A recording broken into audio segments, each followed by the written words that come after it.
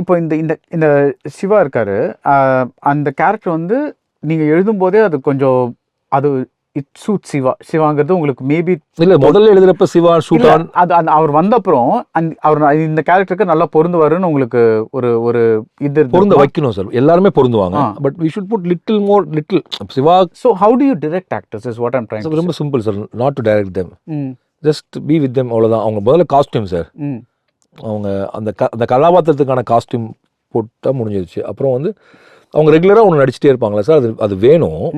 ஏன்னா அதுதான் பார்வையாளர் பழகிருக்காங்க. அதை முற்றிலும் நம்ம தவிர்த்துட்டு நான் அவங்கள புதிய மனிதர்களாக மாற்றுறேங்கிறதுக்கு போகவே வேண்டிய அவசியம் இல்லை. அப்படின்னா நம்மளுக்கு வேறு புதுசாக நடிக்க வச்சிடலாம் நம்ம, இல்லையா? ஸோ அந்த நடிகரோட ஏதோ ஒன்று பிடிச்சி தான் நீங்கள் அவங்கள கூப்பிட்ருக்கீங்க. ஸோ அந்த பிடிச்சதை விட்டுறக்கூடாது சார்.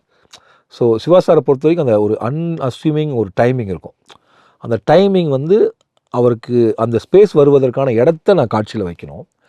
ஆனால் அவருக்கு சில சினிமேட்டிக் எக்ஸ்பிரஷன்ஸ் இருக்குது. இது வரைக்கும் நடித்து அவர் ஒன்று பழகிருக்காருல, அந்த எக்ஸ்பிரஷன்ஸ் எனக்கு வேண்டாம்.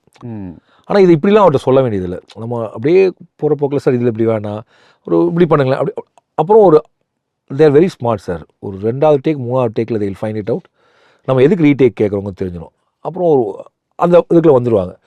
MCR Pure Cotton Club, formals and casual shirts.